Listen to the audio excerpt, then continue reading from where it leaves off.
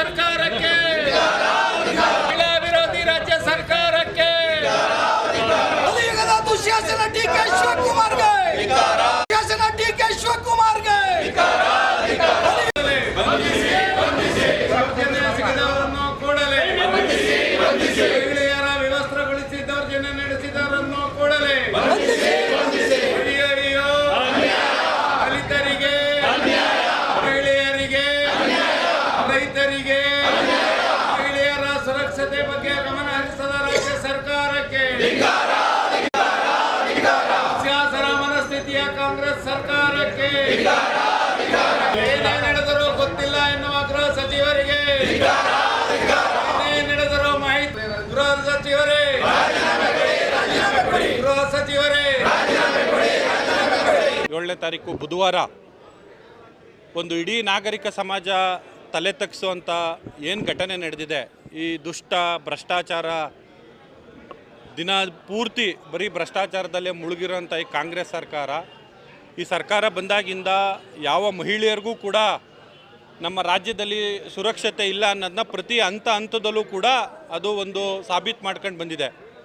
ಇದು ಮುಂದುವರೆದ ಭಾಗವಾಗಿ ನಾವು ಇವತ್ತು ಭಾರತೀಯ ಜನತಾ ಪಾರ್ಟಿ ವತಿಯಿಂದ ಘನತೆವೆತ್ತ ರಾಜ್ಯಪಾಲರಿಗೆ ನಾವು ಇವತ್ತು ಒತ್ತಾಯವನ್ನು ಮಾಡೋದಕ್ಕೆ ಜಿಲ್ಲಾಧಿಕಾರಿಗಳಿಗೆ ಮನವಿಯನ್ನು ಸಲ್ಲಿಸೋದಕ್ಕೆ ಇವತ್ತು ಬಂದಿದ್ದೇವೆ.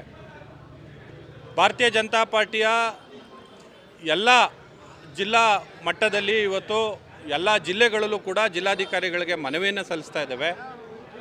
ಏನು ಒಬ್ಬ ಕಾಂಗ್ರೆಸ್ ಕಾರ್ಪೊರೇಟ್ರು ಸುವರ್ಣ ಅನ್ನೋರು ದೂರು ಕೊಟ್ಟಿದ ತಕ್ಷಣ ನಮ್ಮ ಭಾರತೀಯ ಜನತಾ ಪಾರ್ಟಿಯ ಕಾರ್ಯಕರ್ತರಾದ ಸುಜಾತ ಹಂಡಿ ಅವರ ಒಂದು ದೌರ್ಜನ್ಯವನ್ನು ಎಸಗಿ ಅವರೊಬ್ಬರು ಮಹಿಳೆ, ಅದರಲ್ಲೂ ವಿಶೇಷವಾಗಿ ದಲಿತ ಮಹಿಳೆಯನ್ನು ವಿವಸ್ತ್ರಗೊಳಿಸಿ ಅವಮಾನವಾಗಿ ಅವ್ರನ್ನ ನಡೆಸ್ಕೊಂಡಿರೋದು, ಅದರಲ್ಲೂ ಕಾನೂನು ರಕ್ಷಣೆ ಮಾಡಬೇಕಾಗಿರೋಂಥ ಇದೇ ಪೊಲೀಸರೇ ಆ ಮಹಿಳೆಯನ್ನು ವಿವಸ್ತ್ರಗೊಳಿಸಿ ಆ ರೀತಿ ಒಂದು ಇಡೀ ಸಮಾಜ ತಲೆ ತಗ್ಸೋ ರೀತಿಯಲ್ಲಿ ಇವತ್ತು ಮಾಡಿರೋದು ನಿಜಕ್ಕೂ ಕೂಡ ದುರದೃಷ್ಟಕರ. ಇಡೀ ನಮ್ಮ ರಾಜ್ಯದಲ್ಲಿ, ವಿಶೇಷವಾಗಿ ನಮ್ಮ ಭಾರತದಲ್ಲಿ ಮಹಿಳೆಯರಿಗೆ ಒಂದು ವಿಶೇಷವಾದ ಪೂಜ್ಯವಾದ ಸ್ಥಾನವನ್ನು ನಮ್ಮ ಸಮಾಜ ಕೊಟ್ಟಿದೆ.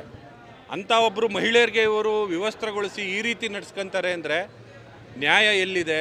ಈ ಸರ್ಕಾರದಲ್ಲಿ ಈ ಮಟ್ಟಕ್ಕೆ ಒಬ್ಬರು ದಲಿತ ಮಹಿಳೆಯನ್ನು ನಡೆಸ್ಕೊತಾರೆ ಅಂದರೆ ಈ ಸ್ವಯಂ ಘೋಷಿತ ಅಹಿಂದ ನಾಯಕರಾದಂಥ ಸಿದ್ದರಾಮಯ್ಯರು ಎಲ್ಲೋಗಿದ್ದಾರೆ?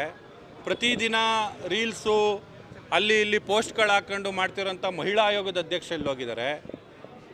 ಈ ಏನು ನನಗೇನು ಗೊತ್ತಿಲ್ಲ, ಇದ್ರ ಬಗ್ಗೆ ವಿಚಾರಿಸ್ತೀನಿ ಅವು ಇವು ಅಂತ ಹೇಳ್ಕೊಂಡು ಬರೀ ಕಾಲಹರಣ ಮಾಡ್ತಿರೋಂಥ ಒಬ್ಬ ಅಸಮರ್ಥ ಗೃಹ ಸಚಿವರು ಎಲ್ಲೋಗಿದ್ದಾರೆ?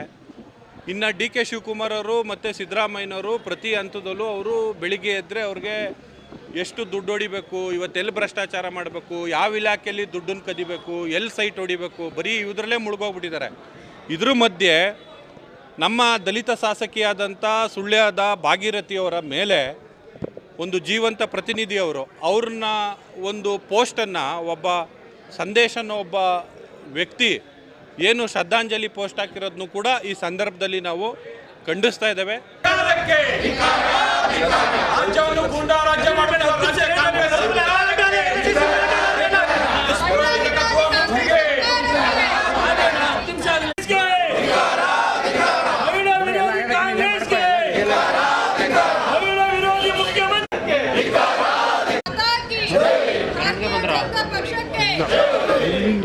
ಭಾರತೀಯ ಜನತಾ ಪಾರ್ಟಿ ವತಿಯಿಂದ ಮೊನ್ನೆ ನಡೆದಂತಹ ಹುಬ್ಬಳ್ಳಿಯ ಘಟನೆಯನ್ನು ಖಂಡಿಸಿ ಈ ದಿನ ನಾವು ಜಿಲ್ಲಾಧಿಕಾರಿಗಳಿಗೆ ಒಂದು ಮನವಿಯನ್ನು ಕೊಡ್ತೇವೆ.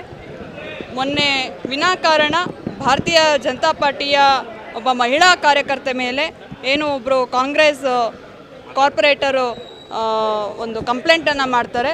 ಆದರೆ ಈ ಪೊಲೀಸ್ ಅಧಿಕಾರಿಗಳು ಅವರನ್ನು ವಿವಸ್ತ್ರಗೊಳಿಸಿ ಅವರ ಮೇಲೆ ಒಂದು ದೌರ್ಜನ್ಯವನ್ನು ಎಸಗ್ತಾರೆ.